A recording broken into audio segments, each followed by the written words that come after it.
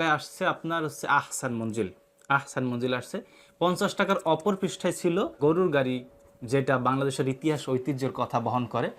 এবং নতুন যে 50 টাকার নোট, সেটাও ঠিক গরুর গাড়ি আছে, বা গরু দিয়ে হাল চাষ করতেছে কৃষক চাষি। এই 50 টাকার নোটেও কোনো সমস্যা নেই। সমস্যাটা বাস যে কোন জায়গায় দেখেন, এইটা শেখ হাসিনার আমলের 20 টাকার নোটের ছবি এইটা, আর এইটা ডক্টর মোহাম্মদ ইউনূসের আমলের 20 টাকার নোটের ছবি। পার্থক্যটা কোন জায়গায়?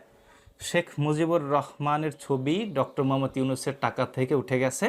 অপর পৃষ্ঠায় 20 টাকার নোট, যেটা আগে ছিল এখনো আছে, বাগেরহাটের ইতিহাস বা বাংলাদেশের ইতিহাস ঐতিহ্যের অন্যতম একটা প্রতিচ্ছবি 60 গম্বুজ মসজিদ, যেটা বিশ্ব ঐতিহ্যের স্থান দখল করে আছে। সেইখানে 20 টাকার নোটে শেখ মুজিবুর রহমানের ছবি বাদ দিয়া কান্তজিউ মন্দির দিচ্ছে। এবং অপর পৃষ্ঠায় যে 60 গম্বুজ মসজিদের ছবি ছিল, সেইটা বাদ দিয়া পাহাড়পুর বৌদ্ধবিহারের ছবি দিয়েছে ডক্টর মোহাম্মদ ইউনূসের সংস্কার বোর্ড। শেখ মুজিবুর রহমানের ছবি তো থাকবে না, এটা জানা কথাই। তো শেখ মুজিবুর রহমানের ছবির বদলে আসছে কি? কান্তজিউ মন্দির। মানে এটা কি উপলক্ষে দিছে আমি জানি না। কিছুদিন আগে একটা কথা বের হয়েছিল, একটা ইতিহাসের কথা, যে শেখ মুজিবুর রহমানের নাম নাকি দেবদাস চক্রবর্তী। এখন সেই দেবদাস চক্রবর্তীর জায়গায় কি এই কান্তজিউ মন্দির দিছে এই সরকার, আমি জানি না।